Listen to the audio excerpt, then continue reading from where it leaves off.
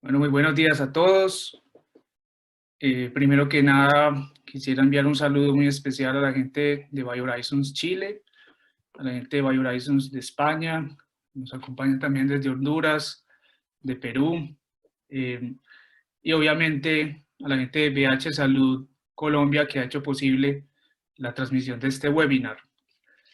Espero que todos estén muy bien en sus casas, pasando esta época interesante que le ha tocado vivir a la humanidad y aprovechando pues para aprender nuevas cosas, para compartir un poquito de nuestras experiencias en el tema de implantes.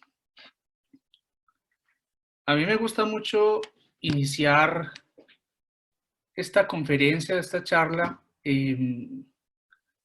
con una frase y una recomendación.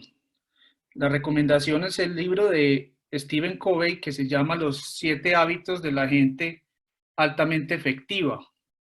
Es un libro que yo recomiendo todo el tiempo porque para mí, a mí me ayudó como a cambiar mucho, bastantes de las cosas que yo hacía.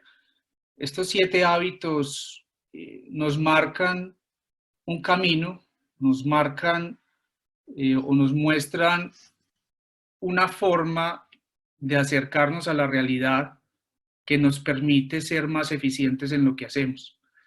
Y de eso se trata precisamente esta conferencia, de cómo nosotros podemos hacer más eficientes nuestros flujos de trabajo, cómo podemos nosotros entregar una odontología de más alto nivel para nuestros pacientes que son finalmente la razón de ser de nuestra práctica clínica. Entonces, Stephen Covey, en su libro de los 7 hábitos, ahora que todos tenemos tiempo, recomiendo mucho pues, que lo busquen, lo pueden descargar por cualquiera de las librerías digitales donde está publicado. Él en su libro, en el primer hábito es, comienza con el fin en mente. Cada que arranques un proyecto, cada que vayas hacia un lugar en la vida, comienza con el final en mente. Comienza visualizando para dónde vas. Y él dice ahí, en uno de los apartados, que todas las cosas son creadas 2 veces. Primero mentalmente y después físicamente. Y eso es muy cierto, porque en el mundo de los seres humanos, y lo que nos diferencia principalmente de los animales, es la capacidad de visualizar en nuestras mentes cosas que de pronto todavía no están presentes en el plano físico. Entonces yo adopté eso en mi práctica odontológica y, digamos, lo junté desde la parte del posgrado cuando nos pedían que hiciéramos las predeterminaciones y hacemos todo el encerado de cómo va a quedar nuestros pacientes, cómo van a quedar antes de. Y entonces teníamos que sustentarle la historia clínica a nuestros docentes y mostrarles el encerado y lo que llamamos predeterminación. Luego, con la llegada de la odontología digital, yo me atrevo a agregarle algo a la frase de Steven, y es decir que las cosas son creadas 3 veces. Primero son creadas mentalmente, luego las vamos a recrear digitalmente con la ayuda de nuestros computadores, del software, y luego vamos a llevar ese plan de tratamiento al plano físico cuando ejecutemos lo que hemos planeado, lo que previsualizamos.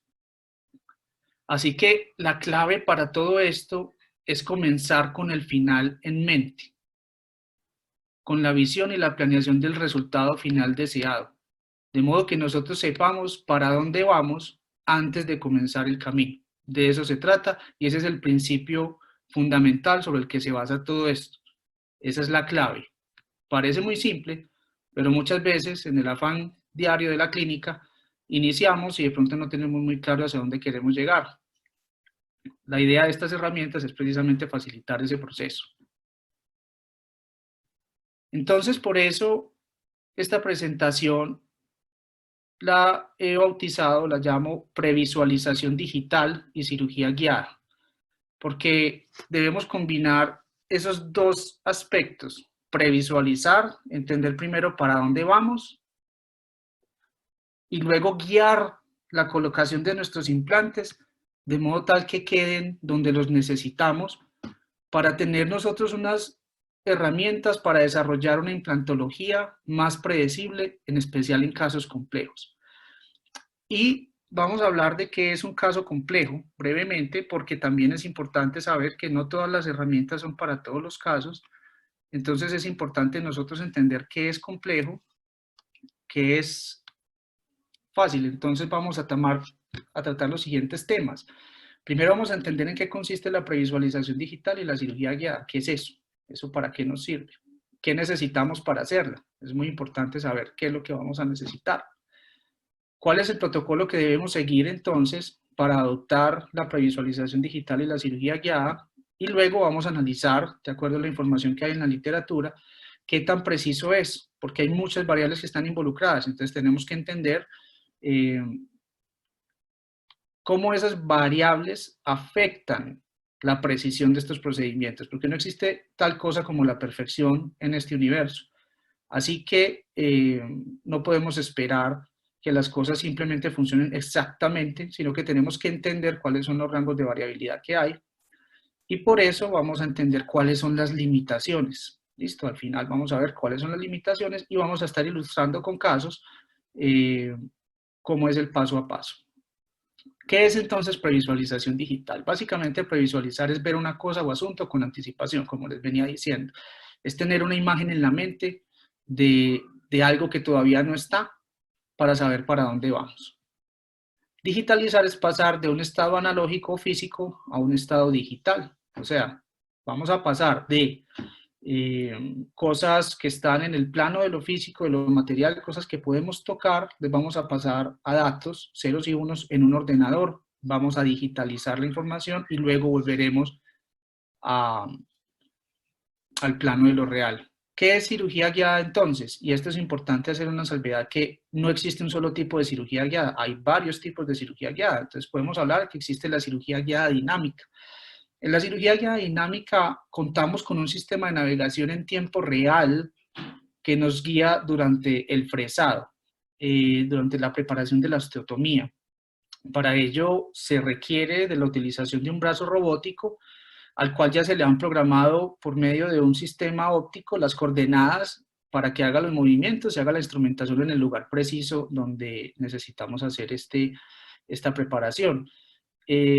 Por obvias razones, esto es un sistema que no va a estar al alcance de la práctica de todos, porque es un sistema obviamente muy costoso, el brazo robótico cuesta bastante.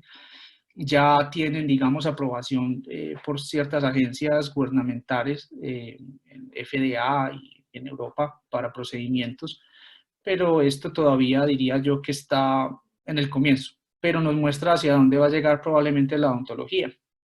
Tenemos otros sistemas dinámicos de cirugía guiada, en los cuales se reducen un poco los costos, porque no tenemos que comprar ese brazo robótico que, como les decía, es costoso.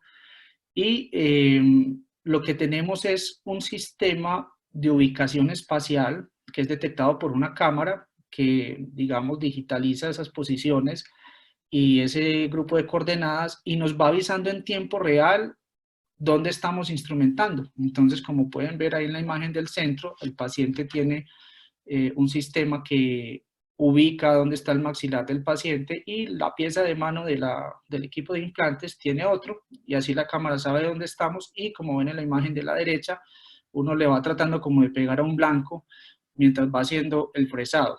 Tiene ventajas y desventajas, obviamente también hay una inversión importante, pero tiene su curva de aprendizaje, pues obviamente.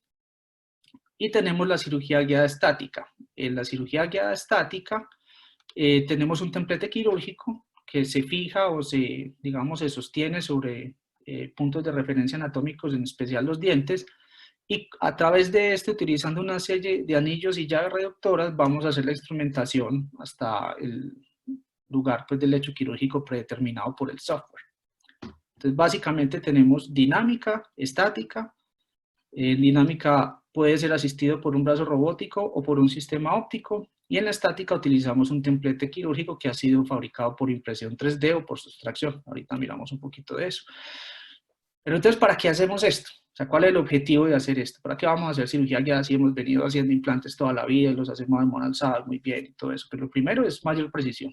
Obviamente, por más experiencia que tengamos, no todos los días nos levantamos con el mismo pulso, por decirlo de alguna manera. Como decimos acá en Colombia, no tenemos pues como el mismo pulso, no tenemos el mismo estado de ánimo todos los días, a veces el estrés, a veces muchas condiciones, el estrés mismo del paciente pueden afectar nuestra precisión. Y cualquiera que haya hecho implantes sabe que más de un implante durante la carrera de uno ha podido haber quedado mejor, ¿cierto? Uno puede haberlo revisado luego en la radiografía y lo hubiera querido hacer. Y es más, muchas veces hay implantes que nos han quedado donde no tenían por qué haber quedado.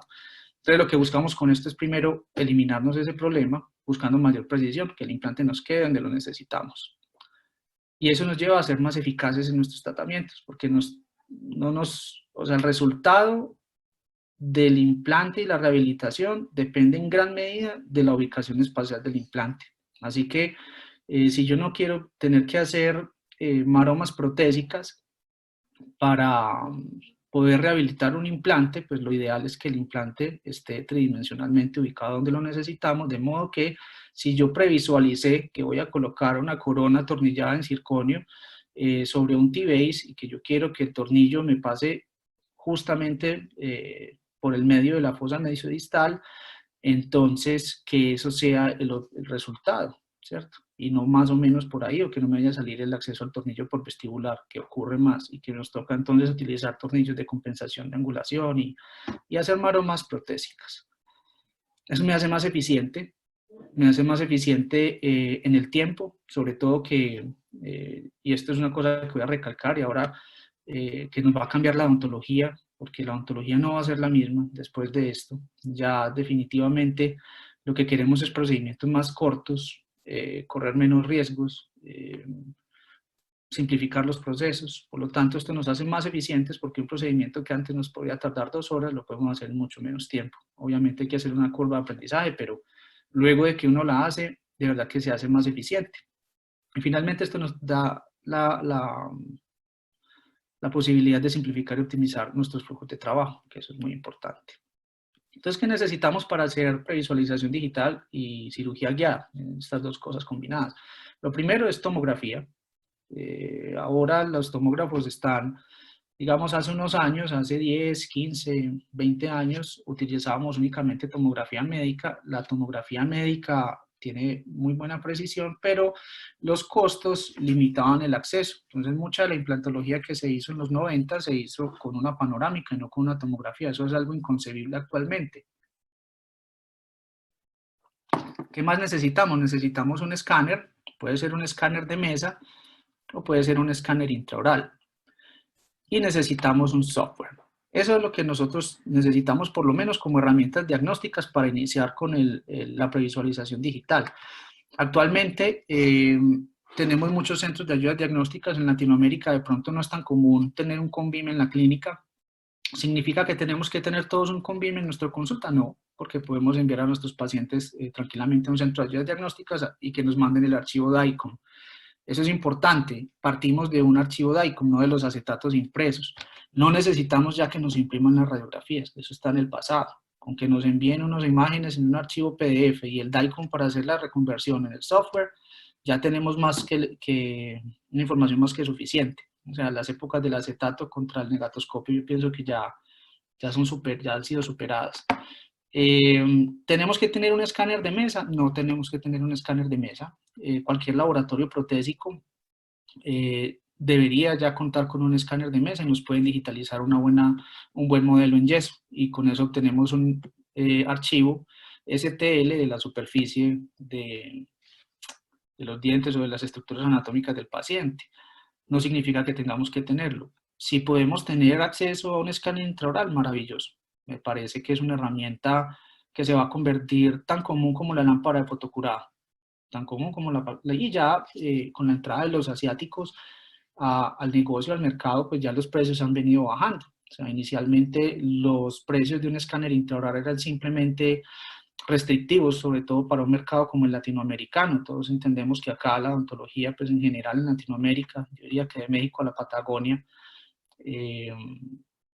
no tiene el mismo nivel de costos o de tarifas que puede tener en Europa o en los Estados Unidos, y se hace más difícil para los odontólogos tener esta herramienta, pero ya tenemos otras compañías en el mundo, especialmente, como les decía, los asiáticos, y están sacando escáneres que cada vez se están aproximando más al estándar de oro que es 3Shape, que es la compañía que más ha avanzado en esto, que fueron los que comenzaron con este tema y que han entendido también que tienen que sacar versiones más asequibles. Y luego está el software, y tenemos muchas alternativas. ¿Significa que tenemos que comprar software? No, no tenemos que comprar software. Hay software incluso de uso libre, hay software gratis que uno puede descargar por internet, por ejemplo Blue Sky Bio, uno puede buscar Blue Sky Bio, descarga el software y usted puede hacer toda la planeación que quiera, puede exportar, puede hacer todas estas cosas. También está Exocad, usted puede comprar Exocad, está 3Shape que tiene Implant Studio, y si usted compró el escáner probablemente va a necesitar tener el software que viene con él, y puede comprarlo en paquetes para hacer pues obviamente un ahorro pues en ese tema. Hay un tema de licencias que todos lo sabemos, que en el caso pues de 3Shape lo hace un poco más restrictivo. Pero no significa que tengamos que comprar ninguno de estos, porque yo personalmente prefiero que el trabajo me lo hagan en Guided Solutions, que ellos se encargan, tienen el equipo, tienen los computadores, tienen todas las cosas, y finalmente no nos toca hacer la inversión, porque hay que tener un buen equipo, eso sí. Necesitamos una muy buena memoria RAM, necesitamos un buen procesador, siquiera un Core i7 para arriba, muy buena memoria RAM, siquiera 16 GB de memoria RAM o posiblemente superior, para que no se nos bloquee, porque son muchos datos los que tienen que procesar el ordenador, de modo que no se nos bloquee o se nos caiga pues el software. También está el tema de impresión 3D. Tenemos distintas impresoras, ahorita vamos a hablar un poquito de ello. ¿Significa que tenemos que comprar una impresora 3D? Tampoco. Las impresoras 3D varían mucho en cuanto a complejidad, precio, precisión, etcétera, pero ya existen muchos servicios en los que nos pueden facilitar esa parte del trabajo, porque hay que hacerle una curva de aprendizaje, de todos modos, que no es simple. Y está también las máquinas que funcionan por sustracción. Aquí, por ejemplo, traje cualquier ejemplo, la Daytron, que es una muy buena máquina fresadora. Entonces tenemos dos tecnologías: por adición, que es impresión 3D, en las que podemos imprimir prácticamente cualquier geometría que se nos ocurra, o por sustracción, que tiene algunas limitaciones, tiene ventajas, pero tiene desventajas. Ventajas es que son máquinas muy precisas, pero las desventajas que tienen es que algunas geometrías no es posible fabricarlas por el hecho del acceso de las brocas que están haciendo el corte. Entonces todo esto nos lleva a una evolución de pasar de lo manual a lo digital. Antiguamente nosotros hacíamos nuestro montaje en nuestro articulador, en él tenemos toda la información necesaria sobre la relación bicondilo-maxilar del paciente, la relación entre los arcos, la dimensión vertical oclusal, porque obviamente tenemos a nuestro paciente en oclusión, ya sea que lo hubiéramos hecho en habitual o hubiéramos buscado una relación céntrica. Y tenemos la disposición de los dientes dentro del arco, podemos tener mucha información. Todo esto lo podemos pasar acá, como lo ven en la imagen de la derecha, lo podemos pasar a un mundo digital. Tenemos estos articuladores en formato digital, los podemos programar tal cual un articulador físico, guía condelar, ángulo de bene, todo lo podemos programar tal cual. Incluso podemos ver los movimientos y en protrusiva, en desoclusiones, pero hay una información que nosotros tenemos digital que jamás vamos a poder tener en el articulador físico, y es que podemos tener la tomografía de nuestro paciente. O sea, podemos tener, es más, aparte de la tomografía, también podríamos tener el escaneo de superficie del rostro del paciente, y podríamos tener esa información de la posición del labio relativa a los incisivos superiores, al borde incisal de los dientes anteros superiores, que es una información fundamental en prótesis, en diagnóstico protésico, ¿cierto?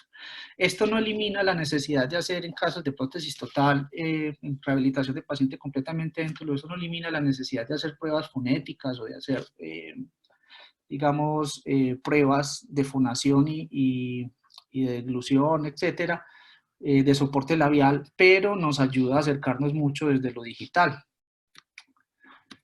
Entonces, en el flujo de trabajo digital ¿cómo vamos a partir? ¿De dónde partimos? Partimos de la tomografía. Lo primero es la adquisición de los datos radiográficos. Para ello, entonces, como les decía, podemos utilizar los servicios de cualquier centro de ayuda diagnóstica para que nos pase los datos del CONVIM. Ahorita miramos eso. De todos modos, es importante que conozcamos. No se trata de quién nos venda la radiografía o la tomografía más barata, sino quién la haga mejor. Y esto es muy importante. Si uno tiene su propio equipo, es importante tenerlo muy bien calibrado. Si no, es importante apoyarse en centros de ayudas diagnósticas que tengan equipos, primero, de calidad y segundo, que estén bien calibrados. Porque si no están bien calibrados los equipos, ya partimos mal desde ahí.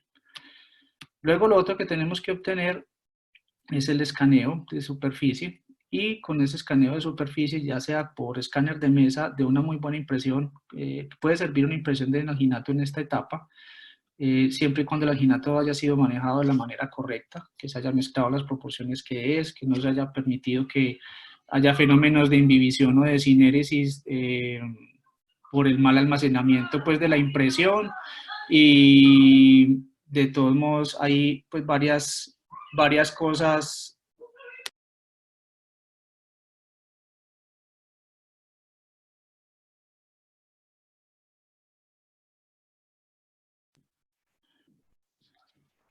Tenía aquí un problemita con el audio.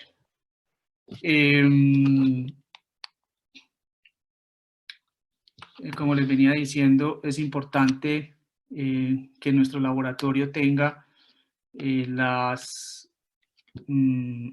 equipos bien calibrados. Eso es muy importante para que nuestro escaneo de superficie y que el alginato pues, que hemos utilizado haya sido mezclado apropiadamente, el yeso, etcétera, para que el modelo sea fidedigno. Si no, no vamos a tener un buen resultado. Ojo que son muchas las etapas del proceso en las que hay que tener cuidado, porque cada error se va sumando al anterior.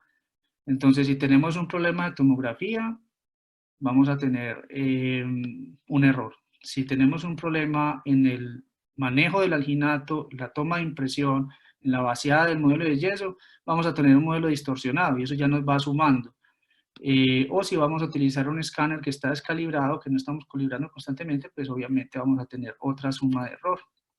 Luego vamos a hacer, y esto nunca lo vamos a pasar por alto, y es el diagnóstico y plan de tratamiento virtual. Obviamente tenemos que obtener toda esa información y vamos a hacer un ensamble de la tomografía con el escaneo de superficie y podemos utilizar entonces el software para hacer una planeación, una previsualización digital de dónde vamos a necesitar nuestros implantes.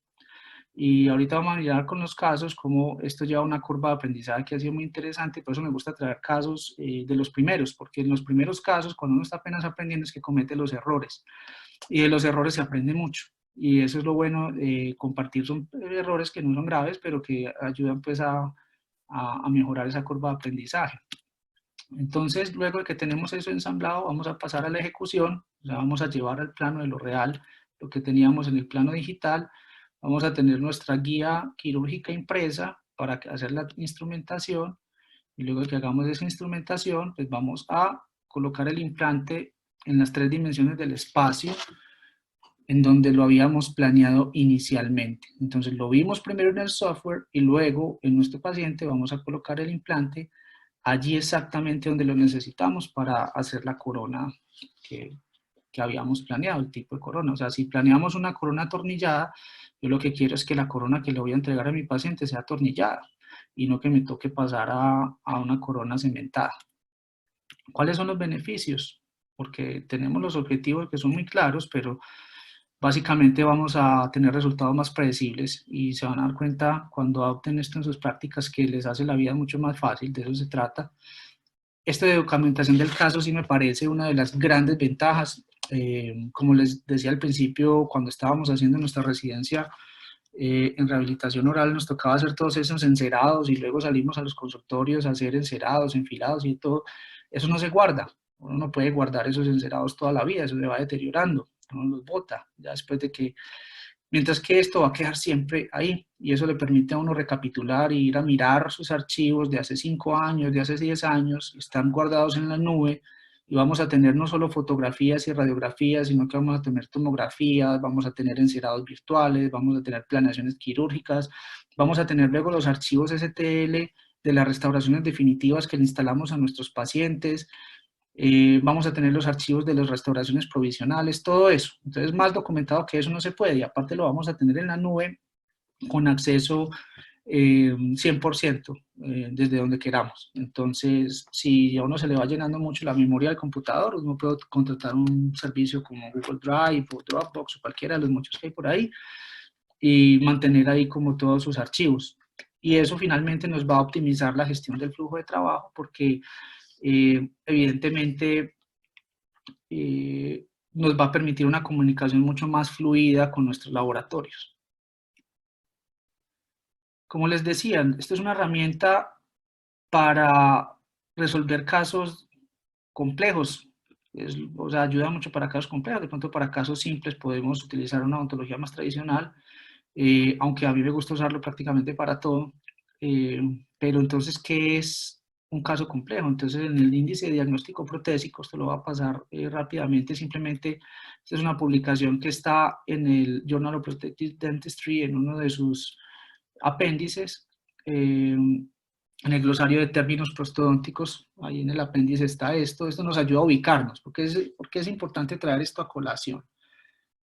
Es importante, desde que estamos en la etapa diagnóstica, determinar con las herramientas que tenemos disponibles en este momento, las herramientas digitales, determinar si este caso está dentro de lo que soy capaz de yo resolver o no. Si vamos a necesitar un equipo interdisciplinario o si debo referir a otros especialistas. Esto es importante. En un caso de denturismo total, cuando tenemos un reborde residual de unos 21 milímetros, decimos que es un caso de clase 1. Claro que aquí no se tiene en consideración la relación que tiene el reborde con el labio. Un clase 1 puede ser muy simple de rehabilitar si tenemos un labio largo, pero si tenemos mucho reborde óseo y pensamos hacer una prótesis híbrida, esto es un caso que ya se hace más complejo. Entonces eso hay que entenderlo. Por eso es muy importante, y lo voy a repetir durante la charla, y es que una de las cosas que primero debemos determinar en rehabilitación, en especial en el caso del paciente dentulio total, es la posición del borde incisal de los dientes anterosuperiores. Nosotros tenemos que entender primero dónde van esos bordes, y de ahí para allá planeamos. Entonces, partimos, la previsualización parte de dónde van esos dientes en el paciente. Recuerden que los pacientes no van por implantes, los pacientes van a nuestras consultas por dientes. Y esos dientes tienen que ir en armonía con el rostro y con la función, ¿cierto? Con la función y con el rostro. Y para ello tenemos que saber primero dónde van, y ahí está la previsualización. Y ahí es donde yo recurro mucho a pasar de análogo a digital, de análogo a digital. O sea, lo que vemos digitalmente muchas veces no lo podemos ver tan claro en el paciente, aunque lo estemos viendo en la pantalla, entonces muchas veces es necesario llevar un enfilado y determinar dónde va ese borde. Cuando tenemos menos de 10 milímetros de reborde residual es un caso muy difícil para una prótesis total convencional porque no tenemos con qué sostener la prótesis, pero es un caso que en caso de implantes y que no requiera mucha regeneración ósea, nos da espacio para poder colocar una estructura de una híbrida o una sobredentadura, dependiendo del caso. En el dentelisteo parcial, si estamos tratando un arco y tenemos buenos pilares, es un caso simple, y si vamos a 4 más sextantes es un caso más complejo, y en dentición completa, si tenemos 3 o menos dientes que restaurar, es un caso simple, y en restauración de dimensión vertical ya es un caso complejo. Vamos entonces hablando de los casos y ilustrando los pequeños errores, comenzando de lo simple a lo complejo. Entonces, John es un paciente que si utilizamos la herramienta que nos comparte ITI en su página, es catalogado como caso complejo. ¿Por qué es un caso complejo? Porque es un implante posexodoncia en el sector anterior. ¿Por qué un implante posexodoncia en el sector anterior? John es un paciente que no vive aquí en Colombia, es un paciente que viaja, de hecho vive en todo el mundo, se la pasa muy poco tiempo en cada parte del mundo, y tiene dos exigencias. Una, que no quiere una removible, no quiere un flipper, no quiere una provisional de quitar y poner, quiere una provisional fija. Y segundo, tengo 15 días para tratarlo antes de que él viaje. Hacemos entonces la reconstrucción tomográfica y la planeación del implante. El caso es complejo desde el punto de vista estético, pero desde el punto de vista quirúrgico es un caso relativamente simple. ¿Por qué relativamente simple? Y relativamente simple me refiero desde la cirugía guiada. ¿Por qué? Porque el acceso a un central superior con una guía quirúrgica es mucho más simple que el acceso a un segundo molar superior con una guía quirúrgica, por el tema de espacio y por el tema de una posible limitación de la apertura del paciente. Entonces, lo primero, si nosotros vamos a comenzar de casos simples a complejos en cirugía guiada, lo ideal es comenzar con casos del segmento anterior, digamos de premolar a premolar. Si tu primera cirugía guiada va a ser un segundo molar superior, de pronto vas a tener complicaciones, ¿cierto? No solo por la calidad del hueso que encontramos en esa zona, sino por el acceso y la visibilidad. Si vamos a comenzar de pronto con un lateral, un premolar, la cirugía guiada es, digamos, una forma de acercarse a la cirugía guiada desde un principio.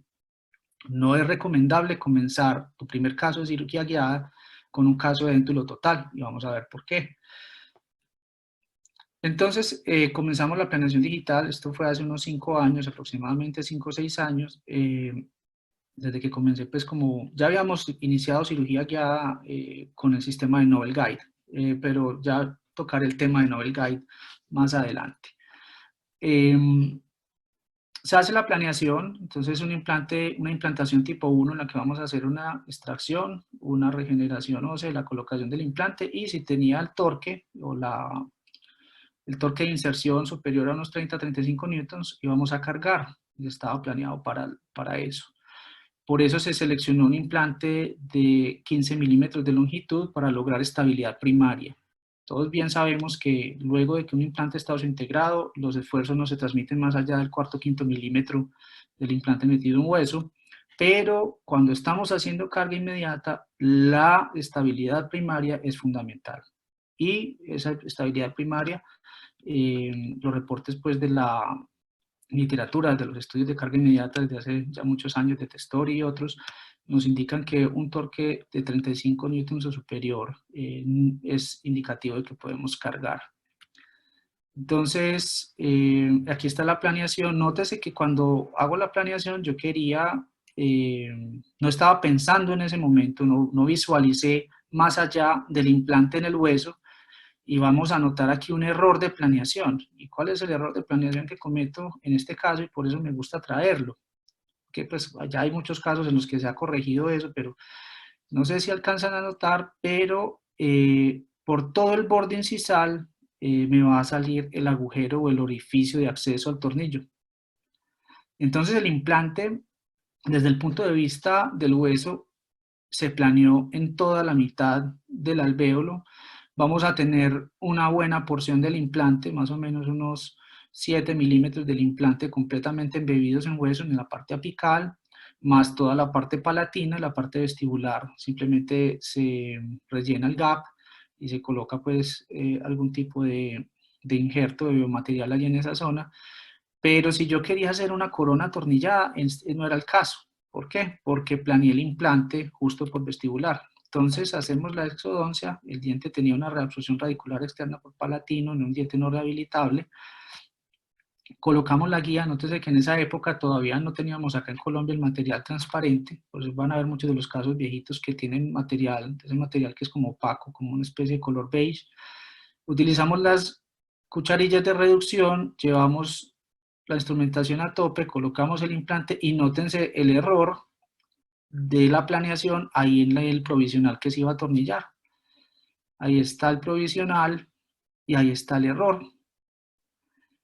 ¿Eso qué me enseñó? Me enseñó dos cosas. Primero, que planeé mal, que tenía que haber planeado el implante más palatino, que tenía suficiente espacio para hacerlo.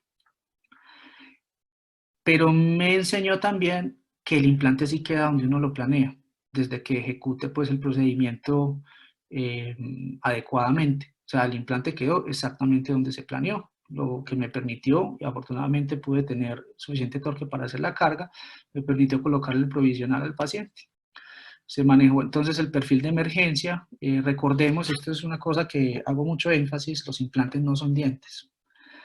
Antes, al principio, hace unos 15, 20 años, pensábamos que los perfiles de emergencia de los implantes debían ser similares a los perfiles de emergencia de los dientes, que debíamos copiar ese perfil de emergencia. Ya sabemos que no es así. Tenemos una zona crítica y una zona subcrítica que por lo general lo manejamos con perfiles de emergencia cóncavos, no convexos. Entonces antes presionábamos la encía más allá de lo que la deberíamos presionar, pensando que teníamos que copiar exactamente la forma como era el diente, pero no, los implantes no son dientes, así que tenemos que cambiar los perfiles de emergencia para mimetizar el implante de una manera más adecuada, en especial frente a dientes naturales adyacentes. Desde esa época pues ya estábamos mirando mucho las publicaciones de Iñaki Gamborena y otros que estaban manejando mucho esos perfiles de emergencia y viendo cómo modularlos. Y tanto así que ya los implantes han cambiado en su geometría, ya nosotros no preferimos, o al menos esta es mi preferencia, yo prefiero implantes con cambio de plataforma y conexiones que me permitan pues hacer eso. Esta es la cicatrización en el mismo momento de la cirugía, entonces le cubrí con resina el acceso al borde incisal. Me fui muy aburrido por eso, porque ya dije, vamos a tocar cementar una corona y sabemos las complicaciones de cementar. Esta es la cicatrización a los 8 días. Nótese que desde un principio el cenit gingival del 21 estaba relativamente unos 0.5, 1 milímetro más arriba que el del 11, y el 11 tiene una carilla en resina, una restauración en resina que lógicamente no estaba en las mejores condiciones, no se veía muy bien estéticamente. El paciente realmente no le preocupaba mucho, ¿cierto? Este es un paciente que se me fue entonces más de un año a darle la vuelta al mundo y por fin regresó, lo volví a ver pues para hacer la rehabilitación a los 18 meses. Entonces esta es la situación que yo me encuentro a los 18 meses. Afortunadamente el material que se colocó de regeneración no se reabsorbió, logró mantener ahí pues el perfil de emergencia, el provisional, que eso es una de las cosas por las cuales hago carga inmediata. Lo que yo quiero es conservar, yo quiero conservar lo que hay para no tenerlo que volver a reconstruir, hasta donde sea posible conservar. Nótese que el diente número 11 le quité la carilla, y ahí dije, pues yo convencí y le dije al paciente, John, mira, lo que pasa es que tienes una carilla muy fea en el 11, y te voy a poner una corona en circonia bien bonita. En el 21 se va a ver, se va a notar, ¿verdad? Por obvias razones, no te va a quedar bien. ¿Por qué no quitamos esa resina y hacemos un lente cerámico? Y entonces el paciente accedió y yo dije, listo, súper, ya. Entonces voy a vestibularizar un poquito con la carilla del 11 y eso me permite hacer mi corona atornillada en el 21, porque yo no la quería hacer cimentada. Estamos acá entonces con el poste de impresión. Ahí está la corona ya atornillada. Entonces que ahí se ve un poquito el hilo retractor durante la cementación de la carilla del 21. Ahí está la carilla ya cementada. Y esta es la última foto que le pude tomar al hombre, no lo volví a ver, esto ocurrió ya hace varios años. Pero tenemos comunicación, ¿cierto? Por WhatsApp y eso, y le pregunto que cómo va y dice que va súper, que no tiene ningún inconveniente, que cuando vuelva ojalá le pueda tomar una foto para ver cómo ha evolucionado esto. Entonces este caso ilustra un caso simple desde el punto de vista de la instrumentación quirúrgica con una guía, pero complejo desde el punto de vista protésico. Lo que nos lleva a hablar entonces de qué tanto confiable es la tomografía. Como les decía yo a ustedes, hay estudios que nos indican que puede haber digamos, una discrepancia en el tamaño total de la tomografía. En general podemos decir que las tomografías son muy confiables, pero no son exactas. O sea, la precisión no es de 0.002 micras. ¿Y eso de qué depende? O sea, yo le hablaba de que podíamos tener, haciendo pues una revisión de la literatura, podíamos tener unas discrepancias de entre 0.20 y 0.42 milímetros, o sea, unas 200 a 420 micras en el tamaño total lineal, o sea, la discrepancia lineal en un arco completo. ¿Eso a qué se debe? Como ven en las imágenes de la izquierda, podemos tener la misma estructura escaneada con distintos tomógrafos, o sea, el tomógrafo 1, 2, 3, 4, y todos nos van a dar un resultado muy similar, pero que no es exacto. O sea, la precisión y la sensibilidad de cada uno de los tomógrafos y el tamaño de la ventana pueden influenciar el resultado de la tomografía. Y esto es otra cosa muy importante, el paciente se puede mover, y si el paciente se mueve durante la toma de la tomografía, en especial pacientes adultos mayores, que pueden tener condiciones que les impidan mantenerse completamente rígidos o completamente quietos, pues va a generar una ligera distorsión que puede que no la notemos. Acá es muy evidente pues en esta tomografía que ven a la derecha arriba, que hubo un movimiento por parte del paciente, lo que nos da un dato no confiable. Y acá, por ejemplo, en este estudio, se ve pues cómo se evidencia, cómo si el paciente se mueve, cómo se distorsionan las estructuras que estamos escaneando. Entonces, definitivamente, nosotros podemos confiar en las tomografías, pero tenemos que entender que la medida que nos da la tomografía puede tener una ligera variación y esa ligera variación puede afectar las dimensiones del objeto que estamos reconstruyendo en 3D. Esta niña es una paciente de 28 años de edad que llevaba como 6 o 7 años en ortodoncia y justo terminando la ortodoncia tuvo un trauma contuso en el que se afectó los dientes 11 y 21, tuvo el golpe, por lo cual comenzó un proceso de reabsorción radicular externa que cuando le quitaron la ortodoncia ya se sentía los dientes con movilidad, estaba muy preocupada, le hicimos una tomografía y notamos que ya tenía una condición de reabsorción completamente avanzada. Este caso me gusta porque, digamos, me muestra otro error de planeación. Entonces yo dije, no, yo ya aprendí a planear y yo ya no voy a cometer los mismos errores que cometí en el pasado. Esta vez sí, los accesos de los tornillos me van a quedar por palatino, por todo el cíngulo. Voy a hacer unas coronas atornilladas y planeemos los implantes para que así sea. Pues sí, los planeamos por palatino, como es evidente. Ahorita van a ver en los cortes laterales de la tomografía que estos restos de gutapercha era lo que estaba sosteniendo el diente. En cada uno de esos dientes estaba sostenido por gutapercha y por 2 o 3 fibroblastos, porque el resto radicular no había reabsorción del 100%. Miren que no se ven las raíces por ningún lado, solo se ve la gutapercha. Pero, ¿cuál fue mi error de planeación? Esto fue un error de planeación digital, y es que planeé unos implantes muy grandes. Unos implantes supremamente grandes. Yo no necesito implantes tan grandes para rehabilitar allí. Hacemos el ensamble con el escaneo. Y nótense, miren la correlación, no sé si en sus pantallas alcanzan a ver una línea azul, que es el borde del escaneo de superficie de la paciente, y la correlación que tiene con la tomografía. Yo diría que es una correlación muy aceptable, hay muy poca distorsión entre la una y la otra.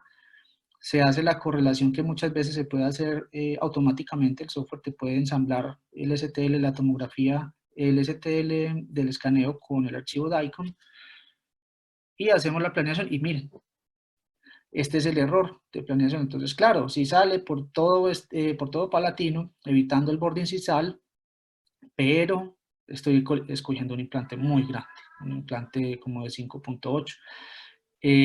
Ese es el error de planeación porque todos sabemos bien que el titanio necesita hueso, el hueso no necesita titanio.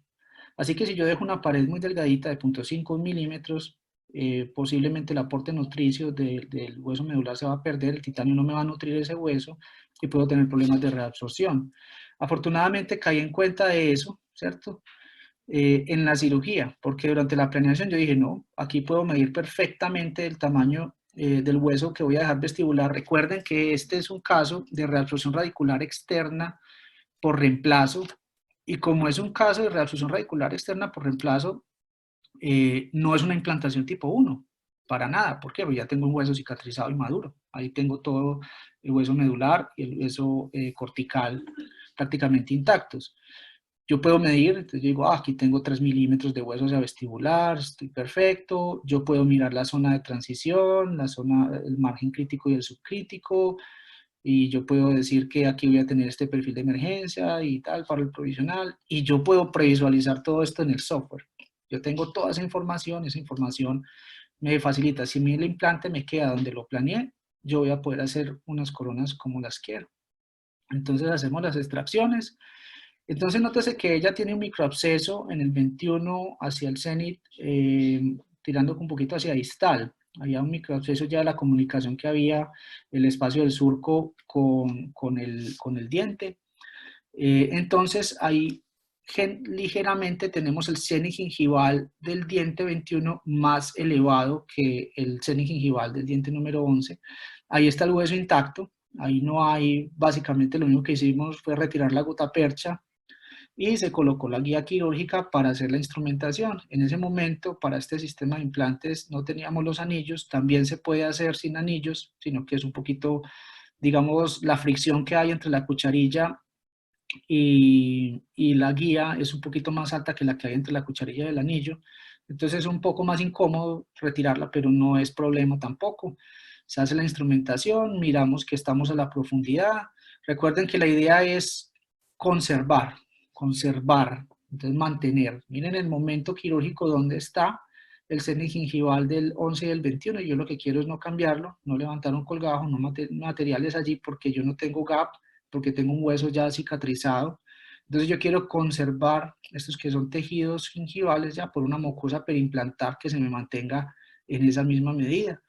Logramos colocar entonces los implantes tal cual se habían planeado y estos son los provisionales. Teníamos cargas, los ferulicé, ahí se nota un poquito el acrílico con el que los uní. Nada, nada pues en este momento todavía no estábamos haciendo impresión ni fresado de provisionales diseñados digitalmente, así que utilicé básicamente 2 dientes de prótesis total, de esos que utilizamos en las prótesis totales, y los rebasé sobre unos pilares provisionales. Eso fue todo lo que hice.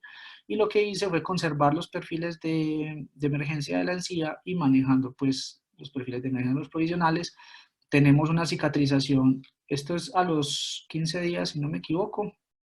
Así llega la paciente después del procedimiento, ya está feliz, los implantes están estables. Afortunadamente la carga se pudo hacer, hay que mirar, no todos los casos son para carga inmediata. Esto no es, digamos, un seminario, una discusión sobre carga inmediata, pero es importante tener en cuenta que hay unas indicaciones, ¿cierto? Y parte de las indicaciones no solo son el biotipo del paciente, hay que tener en cuenta que el biotipo de ella nos permite hacer muchas cosas, un biotipo periodontal grueso, la estabilidad de los implantes y la oclusión. Ella tenía una mordida abierta anterior, aunque estuvo en ortodoncia mucho tiempo, ya no quería más ortodoncia y en las protrusivas no teníamos forma de contactar esos implantes, por lo tanto, no hay parafusión, no hay contacto en protrusiva, tenemos un biotipo grueso, tenemos estabilidad primaria alta de los 2 implantes que van ferulados, tenemos todas las condiciones para hacer una carga.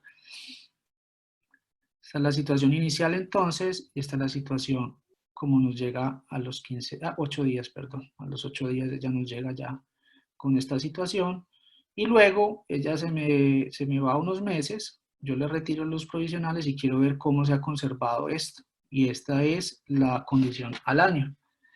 Esta es la condición al año. Nótense que el seno gingival está en una posición muy aceptable. Ya uno con la restauración definitiva puede hacer un poquito más de presión. No tengo las fotos finales de ella acá, pero les puedo decir que quedó súper bien. Hablando de qué tan preciso es el escaneo, Bessemann en el 2017 nos hace una prueba y nos menciona 3 términos que es importante tenerlos aquí en consideración, que son trueness, que lo podemos traducir como veracidad, precisión, que es precisión, y accuracy, que es exactitud. Y hay una diferencia entre la veracidad del escaneo intraoral cuando se trata de tejidos blandos y cuando se trata de denticiones completas. Y este estudio es importante porque ahora en este momento estamos explorando la fabricación de prótesis totales completamente digitales a partir de un escaneo. Pero hay que mirar también qué capacidad tiene el algoritmo del software del escáner para reconstruir la anatomía de un reborde déntulo, porque no es lo mismo, es distinto a tener dientes. Entonces los escáneres en general son mucho más precisos, ¿cierto? Que veraces. ¿Y qué significa eso? Significa que la veracidad, yo siempre trato de hacer una analogía como alguien que está tirando una flecha para darle a un blanco. Entonces la veracidad es como la expresión de todas las medidas que yo hago de la misma cosa, que tantas veces mido lo mismo, independiente de si me estoy acercando al blanco o no. O sea, de todas las flechas que yo tiro, todas me caen más o menos a la misma distancia, independiente de qué tan lejos o no estén del blanco, pero casi siempre le pego como lo mismo. Eso es veracidad. Precisión es qué tanto me acerco yo al blanco. Y cuando yo tengo que muchas veces le doy a la misma parte y esa parte es el blanco o muy cerquita del blanco, yo tengo exactitud, es accuracy. Entonces, hay escáneres que son muy precisos, pero no siempre miden lo mismo. Y hay escáneres que son muy veraces, o sea, siempre miden lo mismo, pero no son muy precisos. Así que lo que nosotros necesitamos es que los escáneres sean precisos y veraces. O sea, siempre midan lo mismo y que eso que están midiendo está muy cerca del tamaño real de lo que estoy midiendo. Por eso los escáneres intraorales todavía no son confiables en escaneos de arco completo. Eso es un problema tanto de software como de hardware, en el que están trabajando seguramente las compañías, en el que han mejorado mucho, porque siempre hay un desplazamiento. Si yo comienzo a escanear y todas las secuencias de escaneo casi siempre comienzan por un lado del arco, entonces uno empieza por las superficies oclusales de los molares. De ese modo el algoritmo empieza a detectar esos rasgos anatómicos y los utiliza como referentes cuando empieza a pegar todos los fotogramas que toma, y ya nos vamos desplazando de un lado del arco al otro. Cuando terminamos al otro lado del arco hay un desplazamiento, porque en el stitching o pegado de cada uno de esos fotogramas se va perdiendo un poquito de información, un poquito de información, un poquito de información, unos píxeles, pero van sumando. Por eso yo no tomaría una impresión para una barra de prótesis híbrida, ¿cierto? Con un escáner intraoral. Si yo tengo 4 o 6 implantes con los scan bodies o los cuerpos o pilares de escaneo y utilizo un escáner intraoral, probablemente la barra no me va a entrar pasiva por esa razón. Entonces yo prefiero los escáneres de mesa, que en ese sentido son mucho más precisos. ¿Por qué? Porque cuando nosotros estamos haciendo un escaneo con el escáner de mano, el escáner intraoral, pues no siempre tomamos todas las medidas a la misma distancia exacta y la mano nos puede temblar y el paciente se está moviendo, etcétera. Mientras que un escáner de mesa que debe estar en una mesa, que no se mueva, que no vibre, que nadie la esté tocando cuando está haciendo el escáner tiene un control sobre el movimiento del objeto que está escaneando, lo que lo hace mucho más preciso. Mirando otro caso, este caso tenemos que es un caso avanzado, es un caso en el que vamos a colocar implantes post-exodoncia con cirugía guiada, y me muestra otra de las grandes ventajas de la previsualización digital. Es un caso en el que cometí un error, que es muy importante que lo tengamos en cuenta y que ya les voy a mostrar cuál es.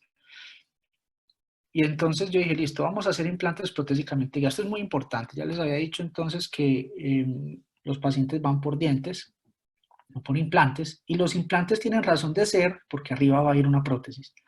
Así que si los implantes no están donde los necesita la prótesis, no están donde tienen que estar, obviamente. La prótesis dicta dónde van los implantes. Los dientes del paciente, la ubicación final de los dientes del paciente dictan dónde van a ir los implantes. El tipo de prótesis determina dónde van a ir los implantes. Si yo voy a hacer una sobredentadura, yo me puedo mover de un lugar a otro con los implantes un poquito más. Si yo voy a colocar una prótesis híbrida atornillada, ya tengo menos posibilidad. Y si yo voy a colocar una corona o un tramo atornillado, todavía más preciso tiene que ir el implante. O sea, el implante tiene la razón de ser en sostener una prótesis. Un implante es un anclaje protésico. Un implante no es un diente. Un implante es un anclaje protésico. Así que la prótesis dicta dónde va el implante. En este caso, se planea para una prótesis híbrida con barra atornillada, dientes en acrílico, barra en titanio fresada, y eso lo tenemos que saber desde antes de colocar los implantes, no ir, colocar los implantes y después ver qué le cabe a la paciente. Yo necesito saber si la paciente requiere o no requiere flanco. Si no requiere flanco, le puedo hacer una atornillada. Si requiere flanco, tengo que hacerle una barra y hacer una sobredentadura.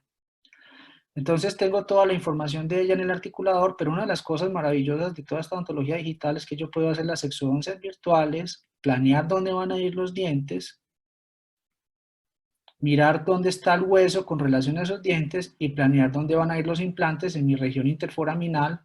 Vemos que no es posible o requeriría un procedimiento de regeneración ósea, y este caso tiene algo en particular. En este caso, la paciente es de recursos limitados, como muchos de nuestros pacientes, desafortunadamente. Por ahí decimos acá que Dios le da hueso al que no tiene plata, y si tiene hueso, pues no tiene la posibilidad económica, ¿cierto? Pero si tiene la posibilidad económica, por lo general no tiene nada de hueso. Bueno, esta paciente no tenía hueso ni tampoco tenía plata, así que teníamos que buscar formas de bajar un poquito los costos del procedimiento. Y para ello decía, bueno, vamos a hacer una barra de titanio. A mí no me gusta hacer barras coladas, ni lo que llamaban en su momento el Colombian Bridge, que ese Colombian Bridge pues, que es como soldar una barra metálica a unos pilares temporales de de titanio, que eso realmente no funciona. Entonces, bueno, vamos a hacer una barra atornillada, pero no podemos utilizar multi-units porque yo voy a planear los implantes para que nos queden completamente paralelos. Yo necesito que los implantes queden completamente paralelos para poder hacer una barra directa a plataforma. Y vamos a utilizar unos implantes transmucosos, o que se conocen también como tissue level, para no tener que utilizar componentes intermedios y poder, digamos, mantener los costos bajos para que la persona se pueda rehabilitar con una prótesis fija y no condenarla a una sobredentadura, porque para mí una sobredentadura sobre 2 implantes es una prótesis muy limitada, en especial en estos casos, que es como o sea, ese apoyo distal va a afectar, pues, obviamente, eh, el reborde. Ese es síndrome de combinación típico, pues, de Miller. Entonces tenemos esta zona y en esa zona me tienen que quedar paralelos, pero entonces yo necesito mirar, es posible obviamente tener una, según el concepto de función inmediata de Ollonford, podemos utilizar, y sabemos que sobre 4 implantes mandibulares se puede hacer sin ningún problema, una prótesis atornillada.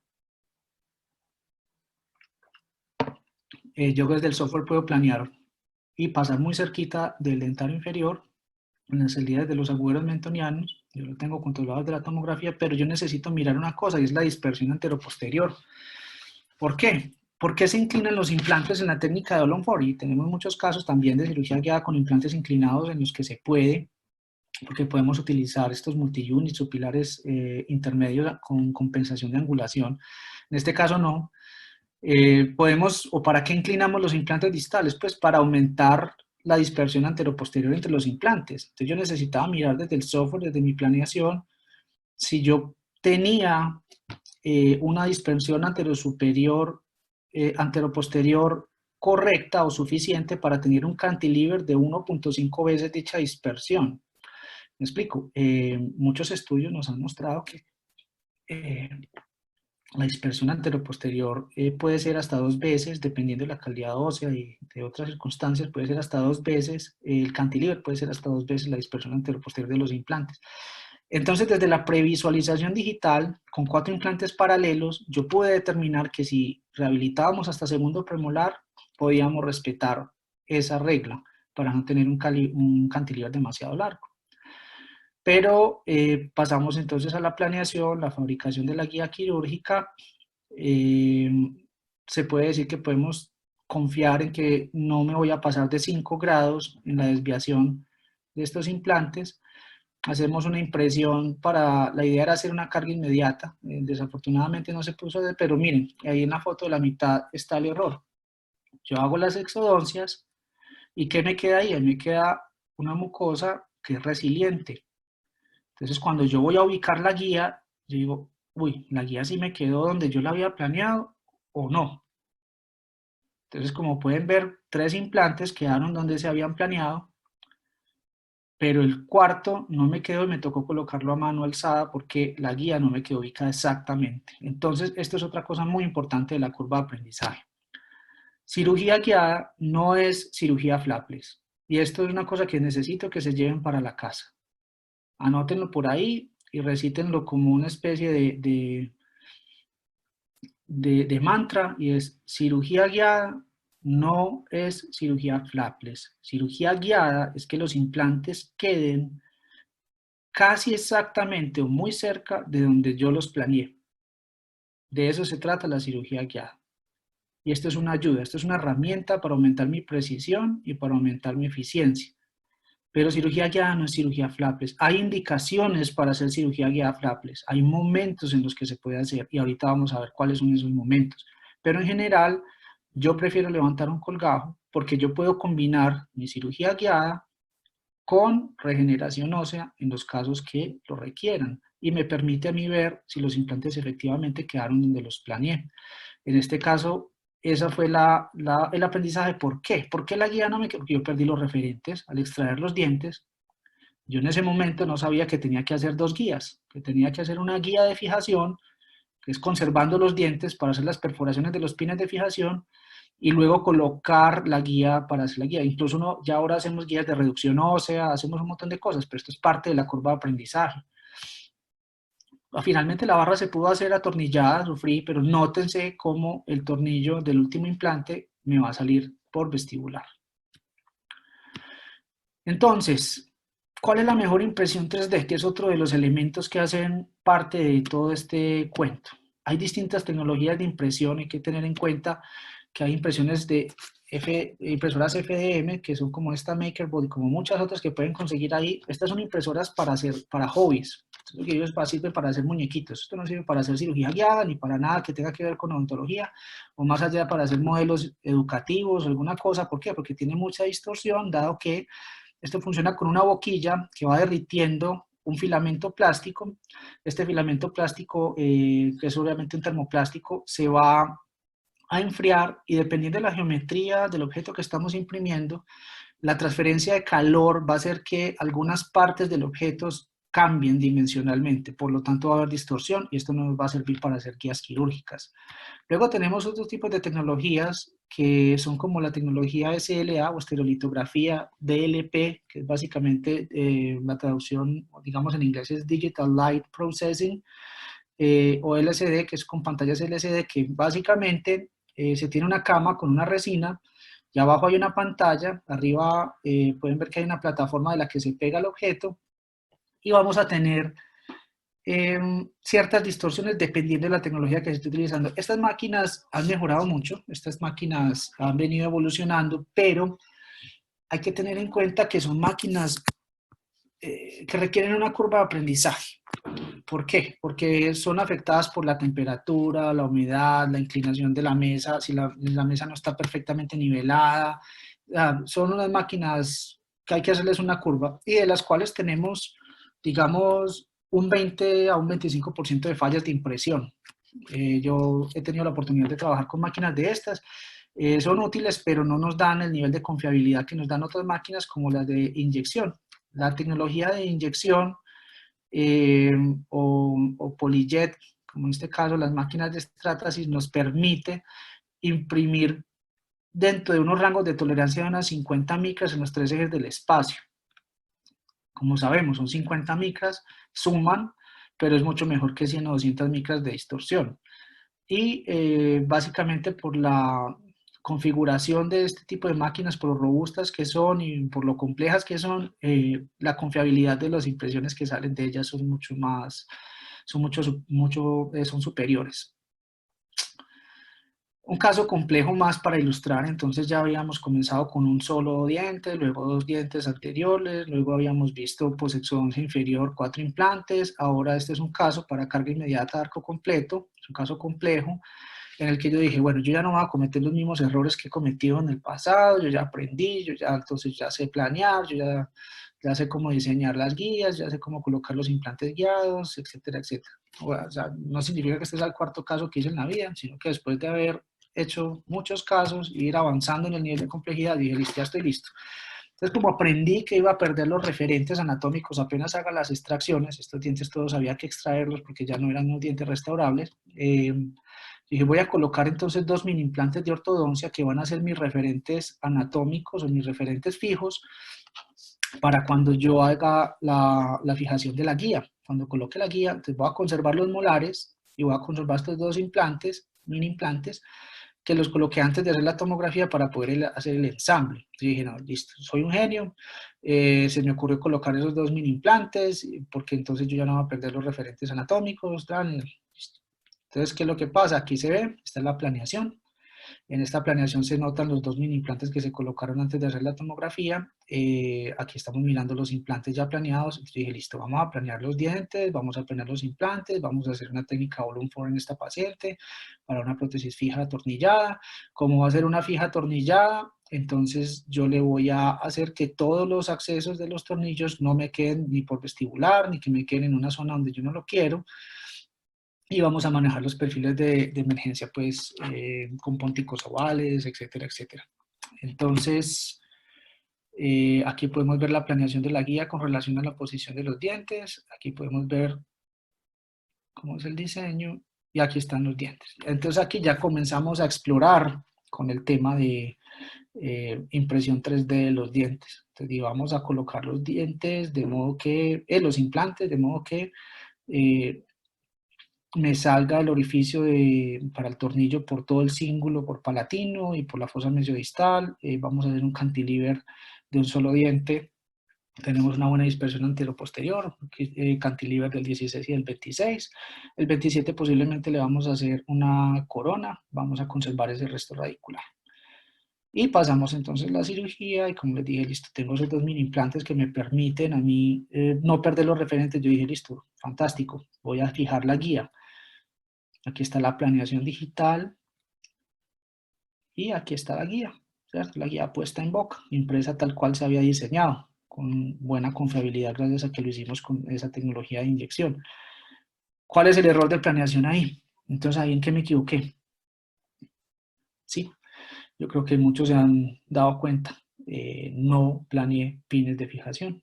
No planeé pines de fijación. O sea, la guía se soporta sobre los 2 molares posteriores y sobre los 2 implantes anteriores, pero la tengo que sostener con los dedos.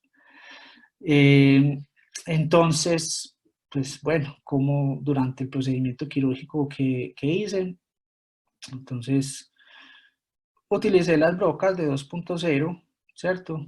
Con otras longitudes distintas a las que necesitaba para fresar en los otros 2 puntos y las utilicé como pines de fijación mientras hacía la instrumentación en el otro lado. Entonces, no sé, se me prendió el bombillo en ese momento en la cirugía y hice eso, hice la instrumentación de esos dos, luego instrumenté el otro lado, obviamente todo el tiempo uno está sosteniendo la guía con la mano, pero de todos modos nos vamos hasta el fondo. Cuando estamos instrumentando colocamos la cucharillita reductora y hacemos la instrumentación hasta el tope. Y hay que tener en este caso, o sea, para esto hay que tener fe, ¿cierto? De que estamos haciendo las cosas correctamente, que ya yo tenía ya mucha confianza en la posición de mi guía, porque los mini implantes son 2 referentes rígidos que no me la dejan mover para ningún lado. Ya básicamente entró como haciendo clip sobre ellos 2. Hubiera sido excelente para este caso haber planeado pines. Entonces vamos sumándole a la curva de aprendizaje, entonces ya sabemos, hay que planear pines. Si es una dentosoportada de un solo implante, no hace falta. Pero si tenemos unos tramos largos en los que vamos a colocar implantes y se va a sostener en 1 o 2 dientes, es mejor planear pines de fijación. Aquí entonces colocamos los implantes. Eso que ven ahí a la derecha es como una llave que nos permite generar un tope cuando estamos haciendo la inserción del implante. Más adelante, pues quien esté interesado le puedo explicar los detalles de la consola de cirugía guiada de BioHorizons que tiene pues este instrumento. Noten la sutura, no le tomé la foto pues como la regeneración ósea, pero recuerden, cirugía guiada no es cirugía flapless. Significa que levantamos un colgajo, hicimos una regeneración, colocamos los provisionales, hicimos la carga y suturamos. Esta es la cicatrización a los 8 días, está todavía la sutura y empezamos a manejar los perfiles de emergencia con pónticos ovales para empezar a simular papilas. Los implantes quedaron entonces donde los necesitábamos. ¿Qué tan precisa entonces es la cirugía guiada? Y ya para que vamos terminando pues como la charla. La cirugía guiada, o sea, todas estas cosas que empezamos a analizar desde la tomografía, desde el escaneo de superficie, desde el manejo del alginato o si lo quieren silicona, desde el manejo del yeso, desde el escaneo intraoral, la fabricación propiamente de la guía, la impresión 3D, todo eso nos va generando distorsiones. En este estudio podemos observar, publicado en el Journal of Prosthetic Dentistry, en el que hacen, digamos, esto lo hacen en cadáveres humanos y encuentra que hay una desviación en el ápice, ¿cierto? Para la mandíbula de más o menos 1.16 milímetros y una desviación en la traslación de más o menos medio milímetro, tanto para la mandíbula como para el maxilar. Entonces encontramos desviaciones rondando el milímetro en este estudio. Y en angulación ellos encuentran una desviación de 2.68, 2.31, según fuera mandíbula o maxilar. Yo pienso que son valores bastante aceptables. Hay otros estudios y revisiones sistemáticas, ¿cierto? Este que es uno clásico de Nobel Biocare, en el que encontramos desviaciones en el eje X, Y y Z, que también, digamos, corroboran lo de otros autores que se están rondando más o menos las 700 micras, entre las 400 y las 700 micras de desviación en el eje X, Y y Z.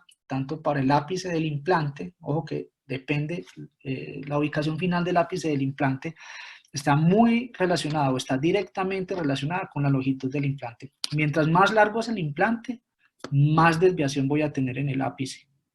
Y es apenas lógico. Mientras más lejos está el blanco al que le quiero pegar, voy a perder precisión. Así que yo por eso ya cuando hago planeación de implantes, planeo implantes de 10, 12 milímetros casi todo el tiempo y casi todos iguales para simplificar los procesos. No me gusta, si vamos a colocar 6 implantes guiados, entonces tener un 382 en un lado y un 389 en otro y bueno, y todos los diámetros y longitudes de implantes repartidos en toda la hoja no tiene sentido, porque sabemos que luego de que se da la fase de integración, después del cuarto milímetro, la única razón por la que yo utilizo implantes más largos de 10 milímetros es para buscar estabilidad primaria, porque voy a cargar, es la única razón. Habrá otros que digan, no, pero esa es mi, digamos, a la conclusión que he llegado después de lo que yo he podido revisar de literatura y lo que yo he visto cómo funciona en mis manos. La única razón para utilizar implantes largos es para buscar estabilidad primaria en el momento de la colocación del implante. Eso simplifica la compra de implantes y componentes en mi consulta. Entonces no tengo un reguero de implantes de todas las medidas, sino que yo ya sé más o menos con qué resuelvo la gran mayoría de los casos. Y ya están los implantes cortos que me encantan para resolver casos donde tenemos eh, poca disponibilidad ósea. Me parecen una súper solución. Me gustan mucho los implantes cortos. Eso sí, hay que saberlos utilizar. Tienen sus indicaciones. Entonces, en esta revisión de la literatura en la que analizan los estudios de Berhame, Oki, Basak y varios, se encuentran básicamente lo mismo, Vamos a pasarlo brevemente, que esto simplemente me gusta más esta diapositiva que ilustra mejor. Entonces, Tamahed hace en su tesis doctoral, él hizo su tesis doctoral sobre cirugía guiada, entonces me gusta mucho la tesis de él, tuve la oportunidad de leerla. Y él hace entonces como, bueno, vamos a simplificar porque es que todos los estudios están midiendo cosas distintas, miden en la plataforma, miden en el eje X, Y, el Z, pero ¿cuál es la desviación en el punto de entrada con relación a la planeación digital y cuál es la desviación 3D en el ápice? Y para eso saca una fórmula que la desviación en los tres ejes del espacio es el resultado de sacar la raíz cuadrada de la desviación en el eje X al cuadrado más la desviación en el eje Y al cuadrado más la desviación en el eje Z. Eso es simplemente pues trigonometría. Y con esta, digamos, geometría, él llega a unas conclusiones en sus estudios, en la revisión de la literatura, porque entonces toma toda esta literatura, ¿cierto? Y los lleva a esta fórmula porque ellos reportan por lo general en la literatura reportan eje X, eje Y, eje Z. Entonces él decía, ¿cómo vamos a unificar los resultados de los estudios? Entonces él dice, vamos a tratar de unificarlo así. Entonces se encuentra que la desviación pues en total, en el error en el ápice puede ser más o menos de 1.4 milímetros. Y en la desviación angular de 3.5 grados, que yo pienso que es muy baja, o sea, midan 3 grados y medio en un transportador y van a ver que es poco menos que nada, en especial cuando estamos trabajando con cosas que miden milímetros. Y tenemos una desviación en el punto de entrada, que es la que más nos interesa, que es en donde queda la plataforma del implante, de 1.2 milímetros. Entonces tengan esto en mente. Vamos llegando ya a una conclusión básica y es que la cirugía guiada nos está dando unos márgenes de error de alrededor de 1 milímetro, tanto en el ápice como en la plataforma, que se debe a que a todas estas variables que yo ya les mencioné.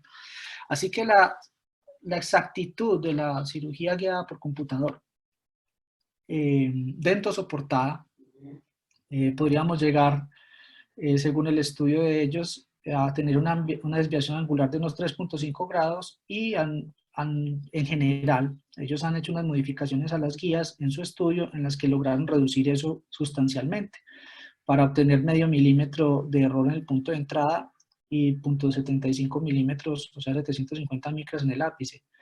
Traten de medir 750 micras y van a ver que no es tan fácil, ¿cierto? O sea, es 3 partes de un milímetro. Entonces, en los diseños de las consolas de cirugía guiada hay que tener en cuenta esto, y esto es importante. Miren que cuando estamos haciendo la instrumentación quirúrgica, ¿cierto? La cucharilla tiene que entrar sin mucha fricción, porque si no se nos queda atascada en el anillo. Y lo mismo ocurre con la broca. Entonces, en las imágenes que ven en la derecha, nótense que si tenemos unas 150 micras de tolerancia entre la broca y el anillo está ubicado a 10 milímetros de donde va a quedar la plataforma del implante, podríamos esperar, si no fresamos con cuidado, una desviación de hasta 370 micras en la posición de la plataforma. Así que es importante que no inclinemos las brocas cuando estamos haciendo la instrumentación. Y si tenemos otros kits que tienen, digamos, tolerancias superiores de 200, de 250 micras, pues podemos esperar mayor desviación.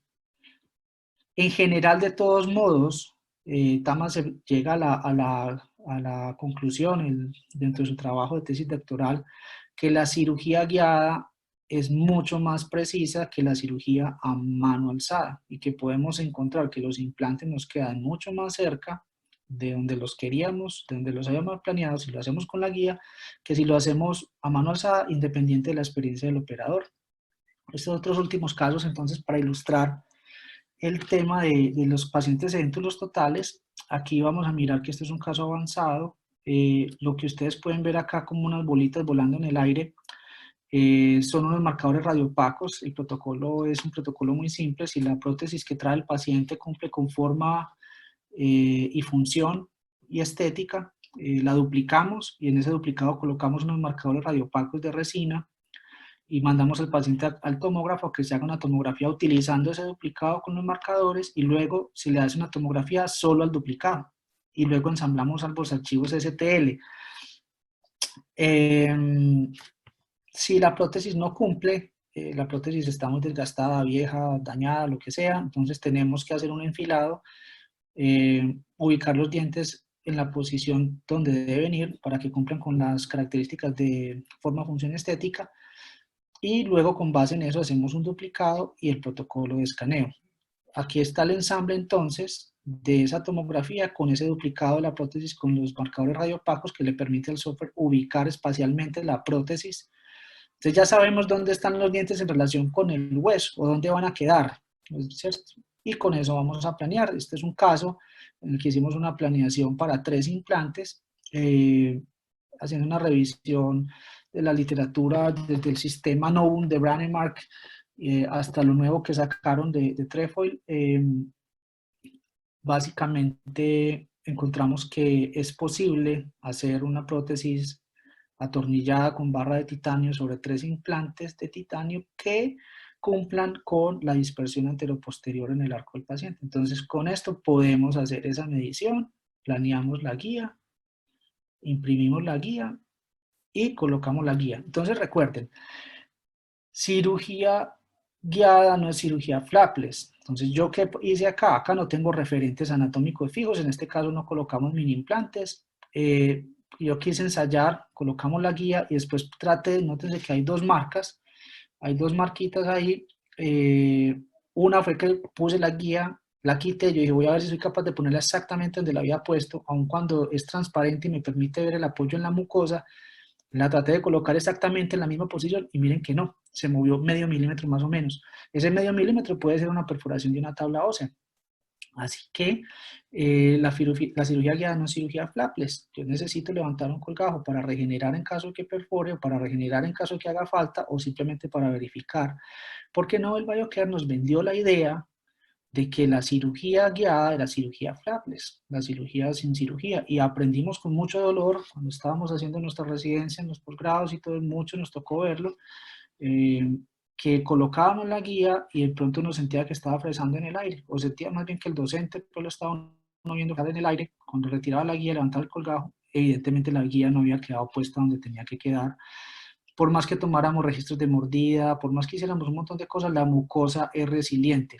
Y ahora, actualmente, yo lo que hago en estos casos es colocar por lo menos 2 o 3 mini implantes que son baratos, los de ortodoncia, y me sirven para todo, para ensamblar los modelos, para fijar la guía, para un montón de cosas.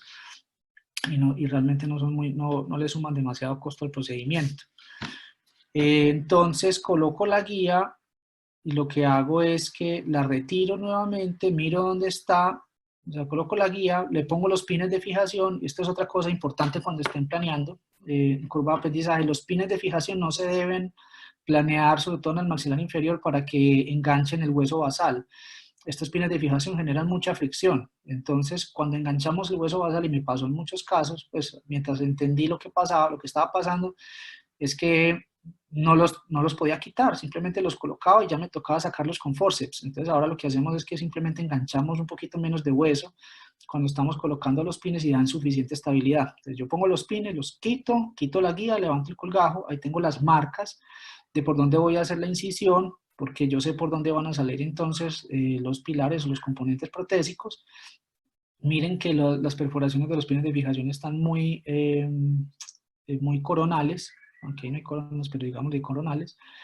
Y aquí estamos entonces ya con el colgajo retraído, la guía en posición, haciendo la instrumentación. Entonces instrumentamos, colocamos los implantes, vamos hasta al tope. Aquí está la correlación que hay entre la planeación digital y lo que se obtiene clínicamente. Este caso no fue un caso de carga inmediata, de todos modos, siendo 3 implantes, preferí pues no hacer carga, simplemente verificamos con el colgado levantado, verificamos que los implantes estaban exactamente donde necesitábamos, hacemos la sutura, en este caso pues una sutura continua, y aquí está la correlación esta es la reconstrucción panorámica de la tomografía con los implantes digitales, implantes planeados digitalmente, y esta es la panorámica definitiva, en la que al paciente le pudimos colocar los implantes paralelos, porque para una técnica como esta de sobre 3 implantes barra híbrida, se necesita que sean bien paralelos, si no queremos utilizar muchos componentes intermedios. Bueno, y entonces, ¿en qué estamos trabajando ahora? Y esto ya es como la evolución pues, de lo que estamos haciendo. Lo que les decía, ya nosotros podemos traer entonces, dependiendo de la ventana del tomógrafo, la reconstrucción de superficie. O sea, ni siquiera es necesario escanear, aunque por ejemplo hay tomógrafos como el escáner de Planmeca, que tiene un sistema que se llama Proface, que nos permite escanear. Ese es el de la izquierda se hizo con Proface y se escanea, digamos, el borde. También tiene escaneo a color, tiene la foto, pero la verdad no es mucha la información que nos saque el color de la piel del paciente. Lo que nos interesa son el ángulo nasolabial, el soporte labial, etcétera. Entonces podemos tener todo eso. En la imagen de la derecha podemos entender dónde van a ir nuestros dientes con relación a la longitud del labio. Entonces podemos ubicar espacialmente los bordes incisales de nuestros anteriores superiores, podemos planear la guía, podemos planear los implantes, podemos hacer todo, o sea, se ve hasta más de lo que necesitamos. Podemos ver vías aéreas, podemos ver el hueso, podemos ver la relación con el maxilar inferior, colocarlos y todo. Entonces yo puedo hacer, digamos, toda esta planeación virtual, toda esta previsualización de mi paciente, y yo todavía no lo he tocado. Yo ya sé cuál es la dificultad que tiene en este momento el paciente en cuanto a tejido óseo, porque yo necesito unos implantes que estén ubicados con relación a esos dientes, no que estén ubicados con relación al hueso que tiene el paciente. A mí me gusta mucho el hueso nativo, pero si hay que regenerar, hay que regenerar. Y eso lo entendemos. Y si yo le muestro esto a un paciente, el paciente va a acceder con mucha mayor facilidad a un procedimiento de regeneración ósea, porque le puede mostrar en vivo, en 3D, mire, los implantes no le van a quedar en huesos si nosotros no le hacemos una regeneración ósea previa, ¿cierto? Porque usted tiene una deficiencia ósea importante. Don Emilio tiene una prótesis implantosoportada con implantes en posiciones 3 y 23 que le falló, por obvias razones. ¿Por qué? Pues un paciente bruxómano, es un paciente que, digamos, cuando hace las protrusivas son unos tornillos de 1.5 milímetros los que están soportando todo el esfuerzo de la protrusiva.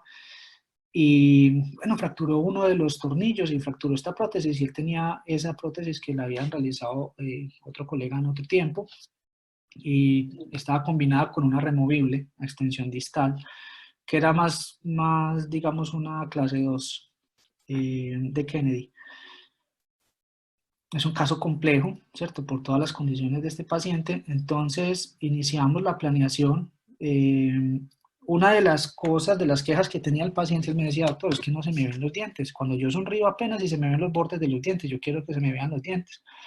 Entonces eso es lo que hicimos, planeamos unos dientes más largos, hicimos una superposición entonces de la planeación digital que se hizo, o sea, el escaneo, la tomografía, hacemos una superposición de todas esas estructuras y le mostramos al paciente, mire, los dientes más o menos se le van a ver así, usted va a mostrar un poquito más de dientes, eh, me dice si le gusta o no le gusta, porque uno igual tiene la posibilidad de hacer la planeación con los provisionales. Lo que hicimos es que convertimos estos dientes digitales, esta planeación virtual que tenemos acá, la convertimos en unos dientes por fresado. Aquí hacemos la superposición pues, de los dientes digitales sobre los dientes que tiene el paciente y vemos que estamos ganando aproximadamente unos 3 milímetros para tener mayor exposición dental. Esos dientes los convertimos entonces en, como les decía, en dientes por fresados, se fresaron de un bloque de polimetilmetacrilato.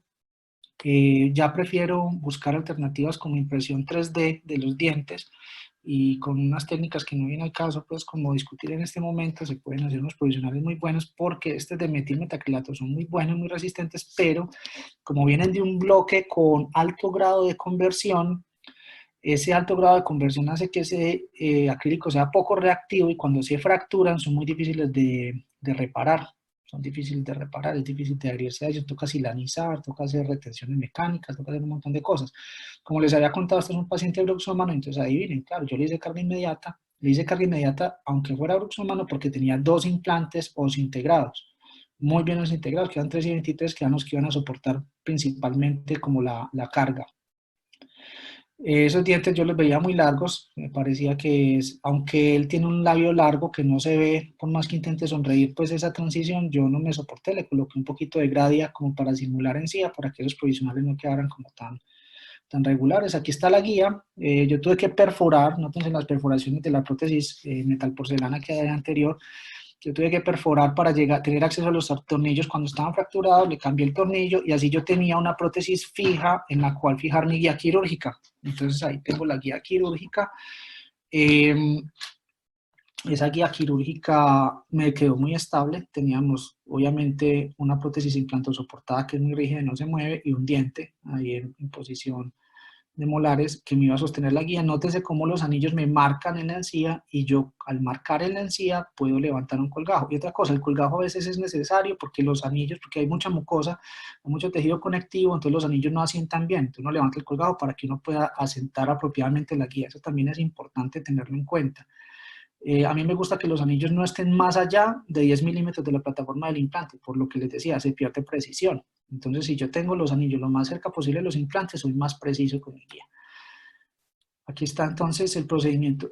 Esto es un video que lo único que se editó del video es el cambio de brocas, mientras hacemos el cambio de brocas, pero esto es lo que se tarda uno realmente haciendo la instrumentación de los implantes. Como les decía, el sector posterior es un poquito más complejo porque uno tiene más dificultad de visibilidad y de acceso, pero miren, yo estoy todo el tiempo sosteniendo con mis dedos, porque esto es una dentadura soportada, estoy sosteniendo bien y ojo que es importante no activar la broca, sino hasta que uno entró, miren que coloco la cucharilla, entro, la acomodo bien y ahí sí activo. Es importante para poder uno hacer el fresado bien centradito y no ir a dañar las brocas. Y ahí estoy entrando con un implante.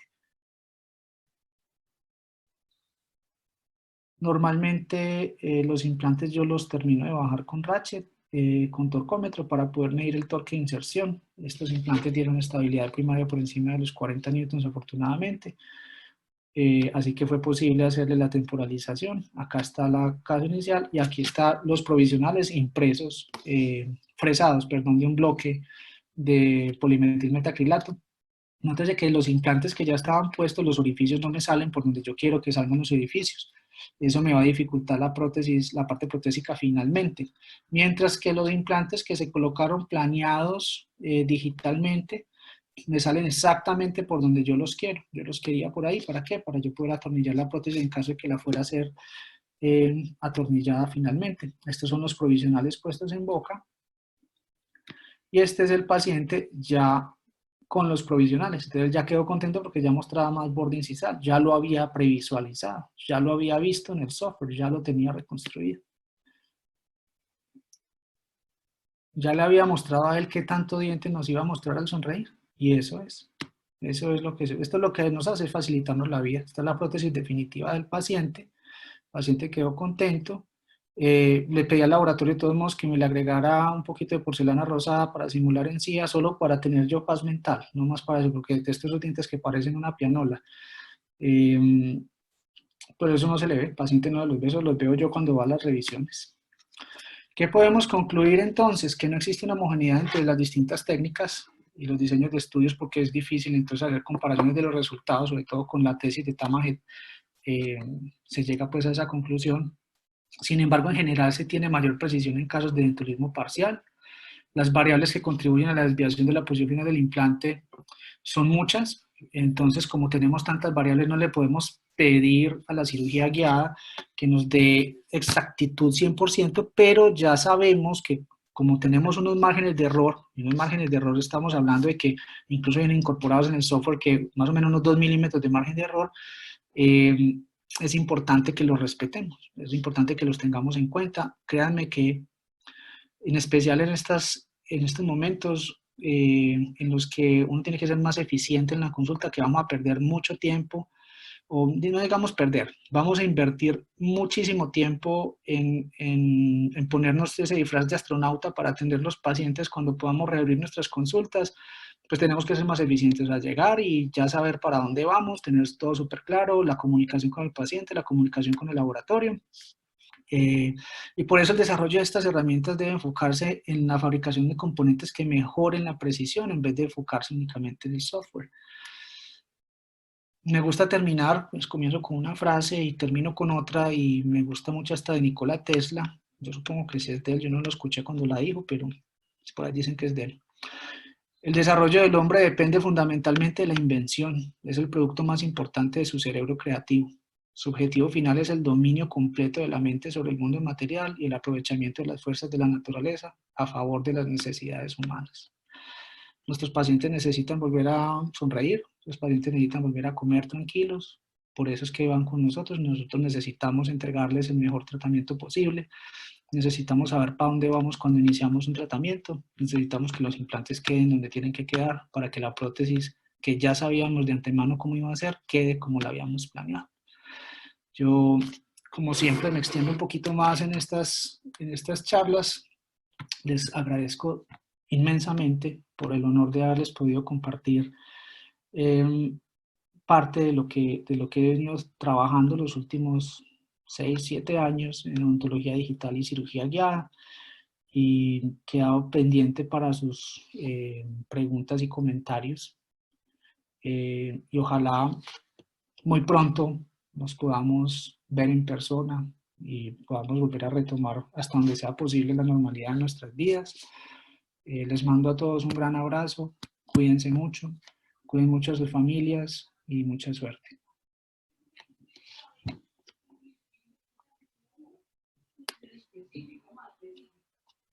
Doctor, vamos a responder las preguntas que tenemos en el icono de QIAP.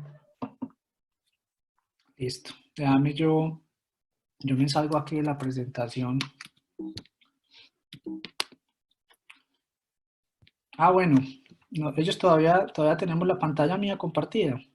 Claro que sí, doctor. Bueno, entonces dejemos ese de la... Y las otras, vamos a contestar. Espérame que todavía no he podido acceder a las preguntas. Dame un segundito. Eso. Aquí las tenemos. Entonces lo hacemos, las leo y las voy contestando. Doctor, por favor. Ok. Vamos a comenzar 42.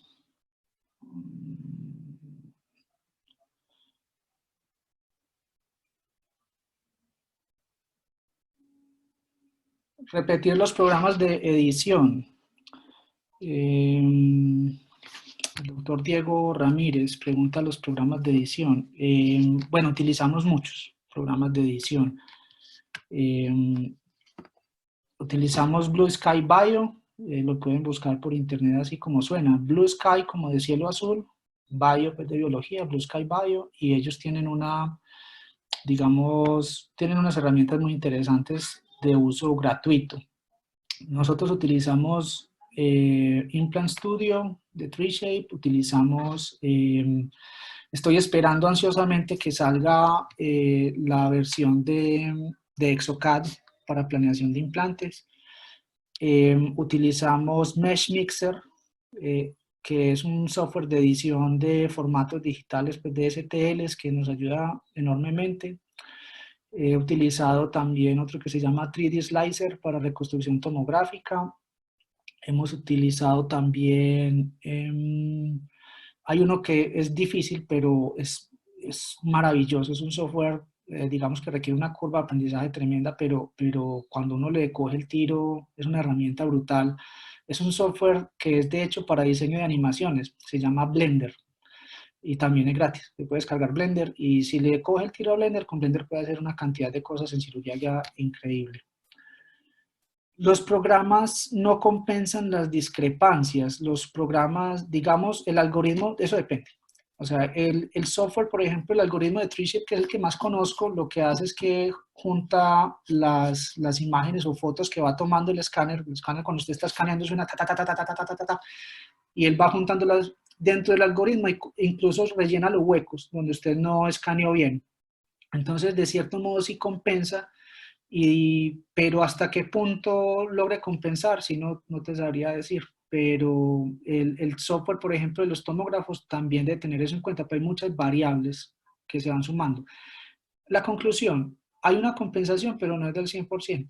Entonces, algunos compensan al 99, al 99,5%, y ese 0,5%, ese 0,2% que nos va quedando se va sumando al final de la historia y es lo que representa el hecho de que cuando hacemos cirugía guiada el implante no queda exactamente pues, por debajo de 5 micras donde lo planeamos. Es por eso. Alguien preguntó, ósea guiada. Guías de soporte óseo. La literatura ha mostrado que son las menos confiables precisamente por el tema de la reconstrucción de la tomografía, porque hay una cosa que se llama el threshold. Cuando uno está haciendo la reconstrucción 3D, threshold, qué pena que utilice anglicismos y términos pues como que no son del español, pero ese no le he conseguido yo como una traducción. Es como, digamos, uno puede setear qué tan sensible es la reconstrucción del objeto 3D, o sea que se puede perder o se puede quedar el volumen más grande o más pequeño, y eso no es automático, ni hay un valor, porque la densidad ósea de cada persona es diferente, y está marcada por muchas cosas. Entonces ahí las óseas, cuando uno las va a colocar, por lo general tiene más discrepancias, a veces hasta el periósteo sale y otras veces no. No es, me pregunta la doctora Jessica Henao, la cirugía guiada no es precisa para pacientes totalmente déntulos, según muestras en tus casos clínicos. Por igual realizaste incisión crestal para corroborar la posición de los implantes. Entiendo entonces que no ha depurado bien los procesos entonces. Bueno, de pronto no lo mencioné ahí. La indicación, como tenemos, a ver, los estudios muestran que la cirugía guiada es precisa hasta más o menos 1,5 milímetros. Entonces miren que tenemos, pongamos que redondeémoslo a 2 milímetros. Tenemos 2 milímetros de margen de error. Supongamos que tenemos una cresta ósea alveolar de 5 milímetros, ¿cierto? Que son escasas. En un paciente déntulo total que tengamos 5 milímetros de reborde óseo alveolar residual, ¿listo? Por debajo de la mucosa que puede medir todo lo que tú quieras. Puede medir 5, puede medir 10, puede medir 3, puede medir cualquier cosa, la mucosa que está por encima de ese reborde que ya es generoso, de 5 milímetros. Si yo voy a colocar un implante de 3,8, redondémoslo a 4, que para hacer la resta más fácil, significa que me va a quedar 1 milímetro hacia vestibular y 1 milímetro hacia palatino de ese implante que estoy colocando en ese reborde. Si yo cuando coloco la guía y la presiono en esa mucosa y esa mucosa se me mueve 1 milímetro, yo estoy fenestrando una pared. Entonces, el tema no es que la cirugía guiada no sea precisa, sino que el tema es que la posición o el posicionamiento de la guía quirúrgica en una mucosa resiliente no puedes garantizar que te quedó exactamente donde hace el ensayo. Mira, mi hermano, o sea, si yo pongo, hagamos de cuenta que esta es la mucosa, si yo presiono la guía, ya se me mueve un poquito, se me mueve un poquito, se me mueve un poquito. Ese poquitico puede ser una fenestración. Entonces, si yo tengo un reborde óseo, ojo, un reborde óseo de 7 milímetros, y yo voy a poner un implante de 3,8, que lo redondeamos a 4, y significa que me van a quedar 3 milímetros, o sea, 1,5 para adelante, 1,5 para atrás, ahí la hago flapless. ¿Por qué la puedo hacer flapless? Porque tengo margen de error. Porque aun cuando ubique mal la guía, la probabilidad de que yo perfore la tabla ósea es pequeña. ¿Por qué también levantar el colgajo? Porque en caso de que la haya perforado, pues lo puedo reparar, porque si yo no me doy cuenta. O sea, si tú haces una flapless, realmente no viste qué pasó. Y si al final tomas una panorámica, no viste nada. Te toca tomar una tomografía. Y si haces la tomografía y viste que el implante fenestró, entonces te toca devolverte, abrir el colgajo y regenerar. Entonces, ¿para qué hacer eso cuando podemos simplemente en el procedimiento quirúrgico corroborar que los implantes quedaron donde los planeé? ¿Hago cirugía flapless? Sí, hago cirugía flapless, pero solo en ciertas condiciones o situaciones en las que la probabilidad de fenestrar el hueso es baja. Si yo tengo un reborde residual, porque esta es la gran mentira de Nobel, la cirugía guiada flapless para casos de poco hueso. Para mí es una gran mentira, es una gran mentira. Eso no es cierto. Porque si yo tengo poco hueso, tengo menos margen de error, tengo más posibilidad de perforar una tabla ósea. Y si yo perforo esa tabla ósea, no me doy cuenta porque no levanté un colgajo. Y es más, el implante me da estabilidad primaria. Ustedes saben que un implante da estabilidad así tenga todas las roscas vestibulares expuestas.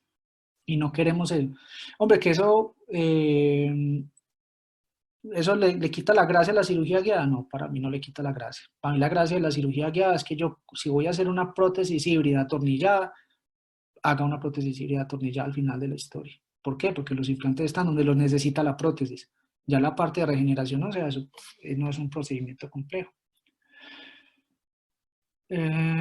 ¿Cómo maneja la fonética para esos? Bueno, las pruebas de fonética que utilizamos normalmente para prótesis totales de siempre, decir del 60 al 69, pronunciar la F, mirar que no estemos invadiendo la dimensión vertical oclusal del paciente, mirar el soporte labial, o sea, todo lo que nos enseñaron de prótesis total convencional que hacemos, ¿no? Una decisión muy importante que uno tiene que tomar antes de ofrecerle a un paciente una prótesis híbrida atornillada es mirar, bueno, si el paciente vino con una prótesis total ya, ojo, si vino ya con una prótesis total hay que mirar el flanco. Si el flanco es muy grueso, olvídate que una atornillada no te va a funcionar muy bien. Proyección de aire y posición de la lengua es dispendiosa. De doña Marta Cartona, la doctora, no entiendo la pregunta.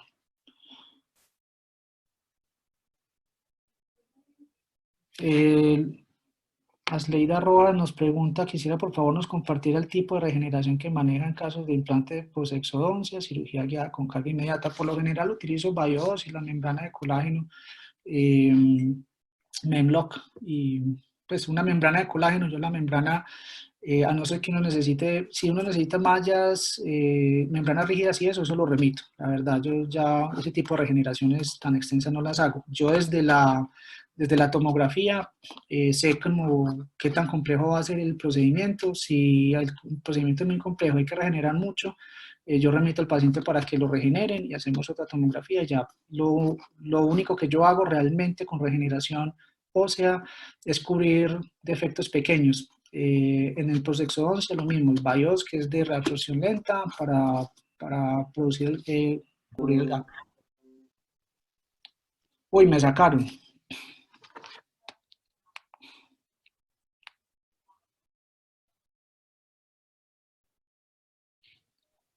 No, doctor, todavía puede seguir respondiendo las preguntas. Pero, bueno, es que ya vi el otro icono. Exacto. Bueno, le di al icono que no era. Uriel Muñoz, recordar el nombre del software gratuito. Bueno, ya lo dije. Blue Sky Bio. 9:46, 10 AM, 9:57. ¿Qué costo aproximado puede tener este tipo de cirugía para colocación de un implante? En Colombia estamos hablando de más o menos 300.000 pesos. ¿Qué tipo de impresora manejan para la impresión de las guías? Stratasys. Estamos utilizando una impresora que se llama Stratasys. ¿Cuál es la mejor impresión 3D? La de Stratasys, la por inyección. La mejor impresión es esa, por las estereolitográficas, o bueno, el precio de la impresora tiene mucho que ver con el resultado. O sea, de una impresora de $4.000 no te va a dar los resultados esperados. Unas impresoras entre 8, 10, 12.000 y de ahí para arriba, ya sí son impresoras que te dan la confiabilidad para hacer cirugía guiada. Recuerde que son muchos los factores que están involucrados. Si la guía se manda a hacer desde Bogotá, podría tener un costo aproximado. El envío no tiene ningún costo con la gente de BH Salud. Ellos te la hacen llegar, no tiene costo. Y cualquiera de los representantes de BH te puede facilitar la lista de precios. Yo no me lo sé de memoria, la verdad. Pero más o menos un implante vale unos 300.000 pesos con el IVA. O 280.000, una cosa así. En la charla usted menciona que la carga de los implantes se da máximo hasta los 4 milímetros. Quisiera leer acerca del tema. ¿Qué autores me recomienda? Paula Córdoba. Ah, Paula, yo creo que es mi compañera, mi querida compañera Paulita. Puedes leer todo lo que tenga que ver en literatura con implantes cortos. O sea, pones en Medline o en PubMed o en cualquiera de esas, pones short implants, implantes cortos, y te sale una chorrera de implante de estudios que demuestran tanto viscoelásticos como elementos finitos, como en vivo, sobre la viabilidad de los implantes cortos. Es una super opción. Y también me hablas por el WhatsApp y si tengo artículos te los comparto. El doctor Hugo Sánchez, para los casos de guías múltiples en donde se programa la carga de provisionales múltiples y el flujo de planeación en la misma cita, ¿cómo manejar el asentamiento? Yo creo que te refieres a las guías que son sobremontables o sobreponibles, esas que, o sea, uno básicamente es un solo archivo, en una sola planeación se planea todo. Se planea una guía de recorte que trae unas guías o nichos en los que casa la guía de fresado, y los provisionales también se hacen para que casen sobre esos nichos o guías de fresado. La verdad, me parece que es complejo, se puede hacer, pero no lo he visto como la necesidad en los casos que he manejado, pero es una forma interesante pues, de resolverlo. Hay un espectador anónimo que puede explicar en qué consiste el protocolo de doble escaneo o doble impresión en casos sin soporte dentario. Consiste en lo siguiente: hacemos un duplicado de la prótesis del paciente que ya trae. El paciente dentro de lo total viene con su prótesis total. Hacemos un duplicado. ¿Cómo es un duplicado? Puedes utilizar un duplicador de alginato, que no es más que es como una caja, dos tapas. Entonces uno llega y copia una de las superficies en un lado, y luego le echa alginato a la otra tapa y lo cierra. Abre, saca la prótesis, echa acrílico transparente de autopolimerización y listo. Y ese es tu duplicado. A ese duplicado le vas a ver, no sé si tengo, no, pues si me pongo a buscar las imágenes acá en el computador me demoro, pero, y básicamente le colocas marcadores radiopacos. Yo utilizo como marcadores radiopacos, utilizo resina. ¿Cuál resina? Cualquiera, todas son radiopacas. Busque la que le va a vencer o la que ya se le venció, es perfecta para eso. Uno hace una bolita y se las pega a la prótesis. Yo hago perforaciones para la prótesis duplicada, listo, que la prótesis del paciente no se toca. Si la prótesis del paciente cumple con todas las características, la duplico, lo mando a la tomografía. Allá en el centro de ayuda de diagnósticos, y esto es muy importante, darle la instrucción y hablar con la persona encargada. Les dices, el paciente se va a poner esta prótesis duplicada, le vas a hacer la tomografía con la prótesis puesta, y luego el paciente se va a quitar esa prótesis, o bueno, o antes, eso no importa el orden, y vamos a hacerle una tomografía a la prótesis sola. Se coloca ahí en el apoyamentón y el escáner la escanea y listo. Y ya estos dos archivos se ensamblan. Jaime Humberto, el doctor Jaime Humberto Pineda, diámetro de los mini implantes y en dónde prefiero colocarlos en los pacientes edéntulos. Eh, los diámetros son variables, 1.8 es como lo más típico de los mini implantes, más o menos de 10-12 milímetros, dependiendo del hueso del paciente. En el maxilar superior me gusta la sutura media palatina porque dan muy buena estabilidad, y luego puedo buscar la espina nasal anterior y poner otros adicionales en los extremos para que me da más estabilidad. Los he colocado en la tuberosidad. Lo que pasa es que los de la tuberosidad no me gustan casi porque la tuberosidad es muy poco densa y esos mini implantes no nos aguantan a veces. Me ha pasado que se me caen. cuando están en la tuberosidad. Entonces busco espina nasal anterior, sutura media palatina, y en el paladar, con cuidado pues también hacia la tuberosidad, puesto por el lado palatino, para que me estabilicen la guía. En el maxilar inferior, también en línea media, hacia hueso basal y cerca del trígono retromolar, teniendo mucho cuidado obviamente pues del dental inferior. Carlos Cáceres, la clave sería los puntos de anclaje fijos. Pues sí, a mí me parece que le facilita a uno la vida eso. Yo creo que ya están todas las preguntas. Listo, doctor. Muchas gracias a todos los que se aguantaron este carretazo tan largo.